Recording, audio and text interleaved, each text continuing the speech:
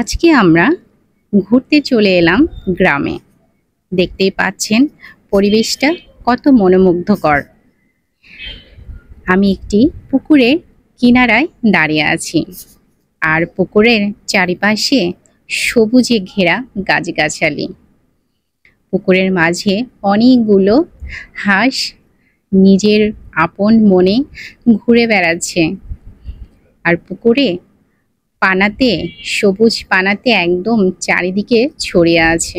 দেখতে অনেক বেশি ভালো লাগছিল, তাই আপনাদের সঙ্গে শেয়ার করতে চলে এলাম আমি। অনেক বেশি সুন্দর লাগছে। আর দেখতে পাচ্ছেন এখন কলমির শাক, চারিপাশে শুধু কলমির শাক আর কলমির শাক। আমি কলমির শাক অনেক বেশি পছন্দ করি। এটা বলতে না বলতেই রোমা আপা কলমির শাক তুলতে শুরু করে দিয়েছে। আমরা সাধারণত বাজার থেকে যে কলমির শাকগুলো নিয়ে থাকি, সেই শাকগুলো সাধারণত সার বিষ দিয়ে থাকে, এই জন্য অতটা কিন্তু টেস্ট লাগে না। আর এই যে গ্রামের পুকুরের কিনারায় বা পুকুরের মাঝে যে কলমির শাকগুলো হয়ে থাকে, এগুলো কিন্তু প্রকৃতিগতভাবেই হয়ে থাকে। এই যে আমার হাতে শাক তুলে দিচ্ছে রোমাপা। আমি শাকগুলো দেখছি আর ভাবছি যে শাকগুলো কত তরতাজা, দেখতে এত সুন্দর লাগছে, খেতে কত না টেস্ট লাগবে।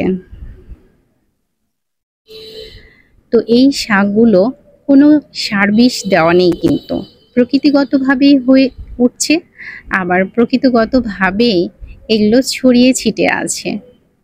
তো এই শাকগুলো খেতে অনেক বেশি টেস্ট লাগে। আর আমি যতবারই গ্রামে আসব, ততবারই গ্রাম থেকে বিভিন্ন ধরনের শাক বেশি করে নিয়ে যাই, কারণ আমি শাক অনেক বেশি পছন্দ করি, আর আমার বাচ্চারাও অনেক বেশি শাক পছন্দ করে। আমি বাজারের শাকগুলো তেমন একটা খেতে পারি না। গ্রামের যে বারোমিশালি শাক, তারপরে এই যে আপনার কলমি শাক, আর আরেকটা শাক এখানে দেখা যাচ্ছে, আপনাদের আঞ্চলিক ভাষায় কি বলে জানি না, কিন্তু আমাদের আঞ্চলিক ভাষায় অনেকে বলে থাকে শান্তি শাক, আবার অনেকে বলে থাকে হেলেঞ্চি শাক। তো যে যেটা আর কি বলে থাকে, কিন্তু আমরা সাধারণত শান্তি শাকটাই বেশি বলে থাকি। তো ভালো লাগছে পরিবেশটা, আর কলমি শাকটা এত সুন্দর লাগছিল যে যেখানে পা দিচ্ছি সেখানেই শুধু কলমির শাক। এই জন্য আপনাদের সঙ্গে শেয়ার করলাম। তো সবাই ভালো থাকবেন। আসসালামু আলাইকুম।